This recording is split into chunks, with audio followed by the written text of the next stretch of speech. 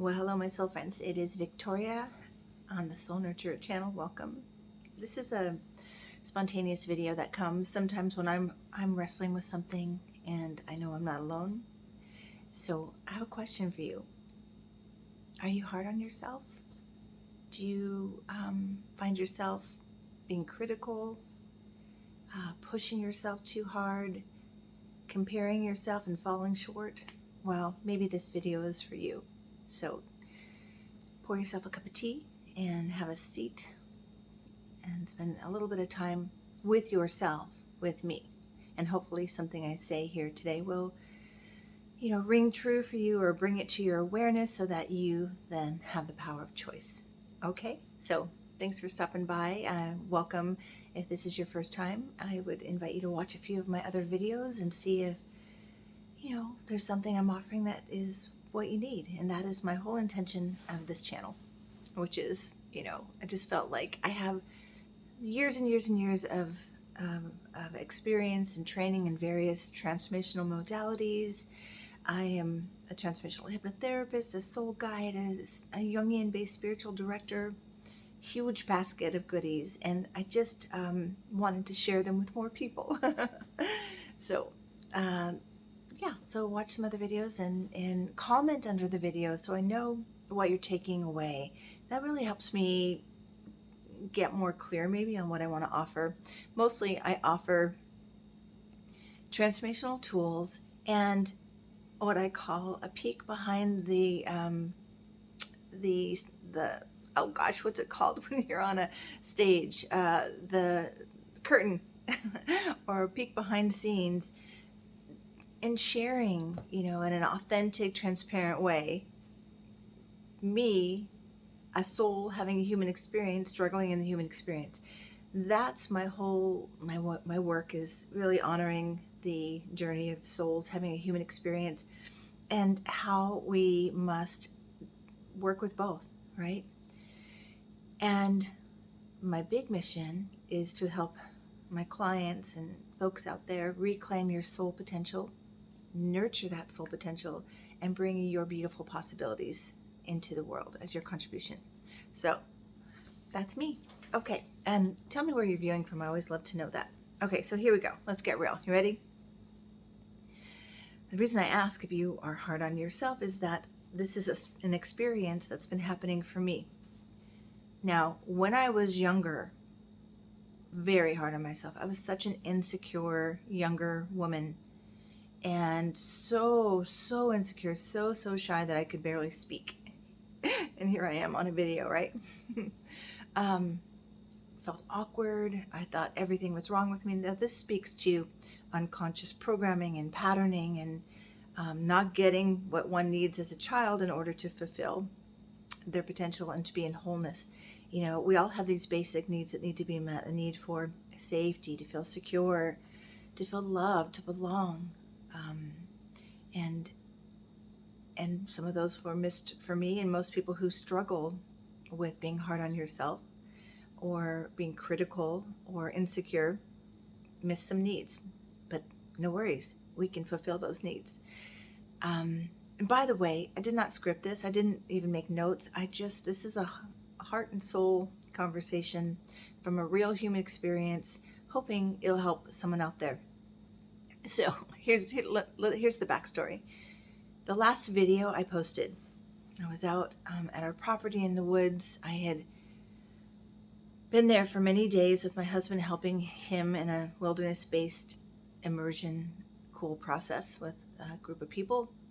And the whole week was erratic in terms of my sleep. I really need my sleep, but I was up late, getting up early some days, and just really didn't get my sleep. And so, but the last day I was there, I was like, I really want to do a video for my viewers talking about being in nature, because I was so embraced by nature, and it reminded me to reconnect to my own true nature, which is what happens.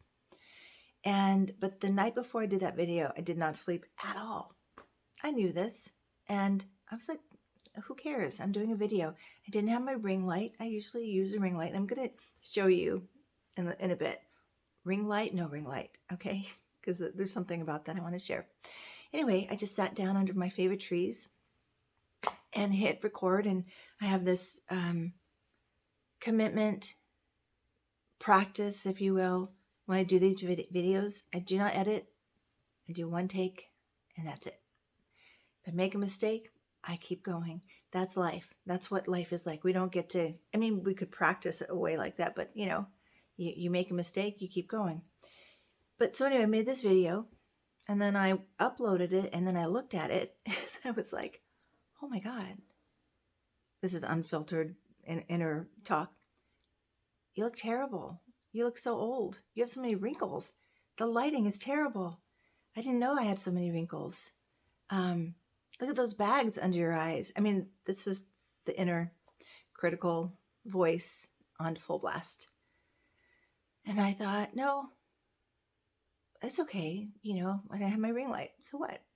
And I posted it because I really wanted to share that beautiful slice of heaven and nature with the birds singing in the background. I didn't care until I cared. So I kept doubting it. And I often do this with videos.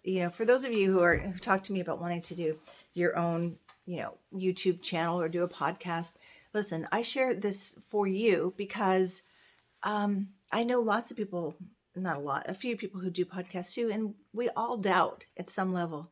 That's natural. It's how you catch yourself when you're doubting. It's how you recover from the fall of being too hard on yourself. That matters. So I put the video up, and then all night long I was doubting it. Shared it with a couple friends. I have a really beautiful, honest, a sister Scorpio friend who said, yeah, actually you look really tired. And, and we talked about it, and I decided to sleep on it. I slept on it. I took the video down, or made it private. But then that started bugging me. Victoria, you talk about being authentic. You talk about, this is now my other voice, right? We have these parts of ourselves that will get loud in certain moments. You're all about authenticity and self-love and acceptance and embracing yourself just where you are. Yeah, that's right. I thought that's true. And my other thing is I tell my clients and those of you watching, my viewers, show up just as you are, right where you are. Because if you don't, you're going to miss the opportunity to contribute something or be of help or service to someone else. So, yeah, okay, I'm putting the video back up. And so I did, even though when I look at that video, I'm like, oh, my goodness. This became my present moment lesson.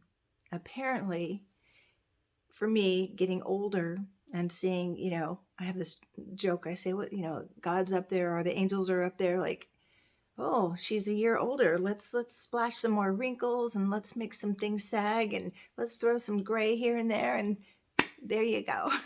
So I always say that life is a continual practice of acceptance, and aging is the big test, how you practice your acceptance. So I really was sliding into judgment and being critical. And I was actually just curious about it. And this is what I always invite my clients, just be curious about whatever's showing up. Follow the trail to the wound, follow the trail to the belief, to the story, and then make a different choice about it. So I watched my video, not all the way through, but I watched through the lens of compassion. And then I hear myself saying in that video, we need to turn our compassion within. It's for us. And I realized in being so critical, I wasn't accessing my compassion. So that's what happened. Now, but this is a real topic, and it's a real issue, especially I have to say for women. And especially during this age of social media, it is easy. We don't even do it consciously, mostly we do, but also unconsciously falling into the trap of comparison. What other people look like, what other people are doing. This is a hard one for me, being on a YouTube platform, just kind of winging it and just doing it because I feel a soul call. And I'm not as polished as others. I'm not as like practiced and maybe rehearsed. I'm just me. And again, those who will be drawn to me will be drawn to me, and those who aren't, well, it's okay. Got to make peace with that, acceptance of that. But why are we so hard on ourselves? And please do comment if you relate to this. Number one, if you didn't have positive, loving mirrors in your life growing up, they didn't have the ability to be loving and kind to themselves, and so they weren't able to reflect that back to you. So if there was critical, those in your life when you were the formative years, your parents, your siblings, your friends who were critical of you, remember, our inner voice is learned from the external voices that are around us in our formative years. So we have to be curious. Whose voice is this? Where did I learn to be so hard on myself? Who does this feel familiar to? And to remember that you have the power of choice. No one but you has access to your inner world. That's the good news. And that's the start of your transformational healing journey, to remember that and then challenge the critical voices, the doubt. First, be curious. Then you could say, you know what? I'm not buying into that. I love this quote by William Blake. Let's see if I can remember it. If the moon or the sun should ever doubt, their light would soon go out. And I feel that is what happens with us, isn't it? When we're doubting, when we're critical. I mean, that's for me. Take the video down. Don't do, and then it was just like this domino collapse. Now, I will say this too. I was extremely tired. So when we're tired, when we're unwell, when we're overloaded, when we're stressed, when we're doing too much, and our psyche, our body mind system is checked out, our conscious awareness checks out too. Like, we're not operating from that conscious awareness where we can, I call it catching ourselves, holding ourselves, embracing ourselves, navigating through whatever we're navigating through. Like, the logic reasoning, isn't online. So we're I call it in our subconscious soup, where all that stuff is. Even if we've done a lot of healing, we tend to fall back into what I call the old neighborhood. The old neighborhood is our default programming, where we learned, falsely learned, belief. I always say the middle of the word belief is lie. We learned non-truths about ourselves, because the truth is we are beautiful souls having a human experience. Our essence is love and all the qualities of, just beauty and light. It's in our human experience that we dim that light, because this human experience, I'm not going to lie, it's challenging, right? It can be hard. Why? I do believe it's an earth school. It's a place for our souls to unlearn, relearn, reclaim, expand, and fulfill the promise of our soul potential. So it takes that balancing act. Yep, this is me in the human experience, but what does my soul have to say? This is why meditation is important. This is why prayer is important. This is why getting out in nature is important, because for me, when I'm in nature for an extended amount of time, it's like shedding all that stuff we accumulate when we're interacting in the human experience, when we're watching, news or on social media, and it's just like sticky stuff that prevents us from seeing our authentic selves, right? So what else? This is really cool. Okay. So when I was kind of in my doubt and my light was starting to go out, synchronicity, I love synchronicity, don't you? To me, that's just guidance, soul guidance, God, guiding your angels, whatever you believe. But the next morning, I'm like, I'm going to take it down. And then I went onto my Spotify, and was it Spotify or YouTube? Somewhere I went, and there was an interview with Justine Bateman, who is an actress. I don't know. I think she said she's retired, but anyway, she was an actress, and she wrote a book. So this podcast was about her book called Faces, and she was talking about when she started noticing people commenting on her face, Oh, she's getting old. Look at, she should do something with her face. She should get some work done. She's an actress, and in Hollywood, it's even harder because can you imagine, think about how changes that you're having in your day-to-day life if you're doing it in public, on a screen, on a movie screen, full blast. And was something she said just really, she said something like, I decided, yeah, it hurt at first, but I followed my own fear about this, which is what we do. I would say track your beliefs, but she said, follow the fear. What are you telling yourself about yourself is how I would say it, and what are you leading with? Are you in judgment or are you in acceptance?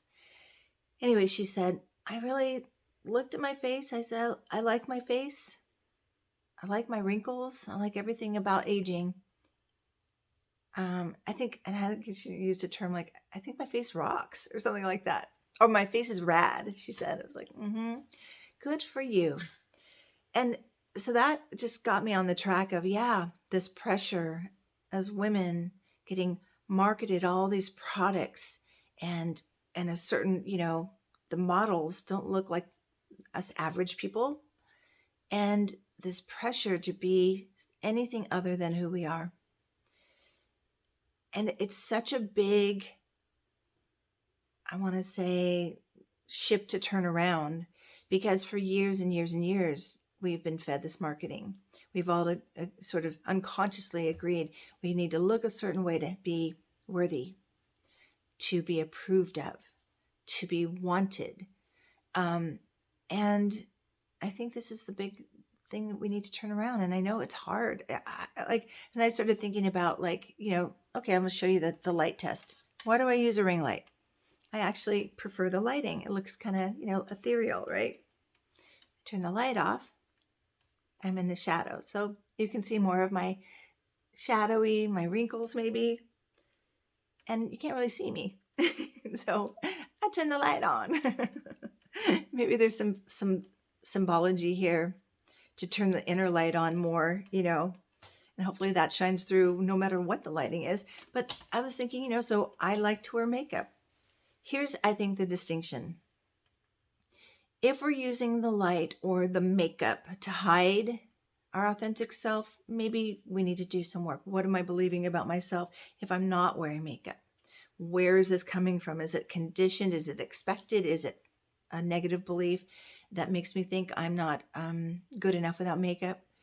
For me, there's a ritual about putting on makeup. I don't wear a lot of makeup. I do a little eyeliner, some foundation from my friend Jill at Mary Kay. Shout out, Jill.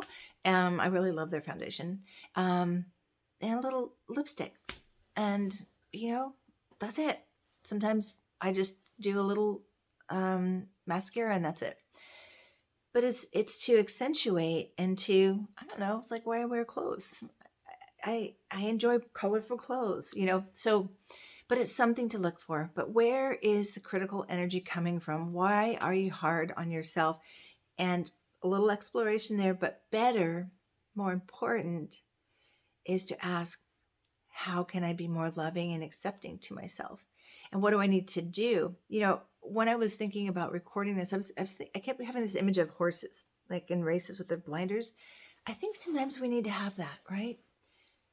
What's that saying? Stay in your own lane. I don't know what the original meaning of that is, but for me, stay in your own lane, like stay focused on your potential.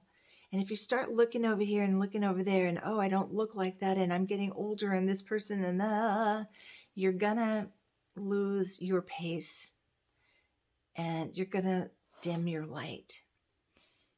And your light is needed. You are needed just as you are. And this is, I'm saying this to you as much as I'm saying it to me. I want to do a whole separate video on saging. I call it saging, aging, saging, because that's a real thing too. As women get older, we are such a youth-driven society. That's where the big money comes from for the marketers, and I'm I'm on the edge of feeling that like almost invisible. It's a very interesting thing. I do want to do a whole nother video on that, as well as this topic that came. Shoot. There's something about late bloomers and time. Oh, I need to write these things down when they come. I'm like, that's a good idea. Late bloomers, running out of time, late bloomers. That's that feeling like when you've yet to fully bloom and you feel like you're running out of time, something like that. And by the way, let me know if you have any topics you would like me to explore. Remember, I do transformational topics. I cover the astrological weather, as I call it, the symbolic exploration of astrology to just mirror back where we are in our individual and collective lives, to get to know thyself. That's what astrology is for me, as well as other typology things like Myers-Briggs and the Enneagram, and even human design, which I've learned a little bit about from my friend Stephanie.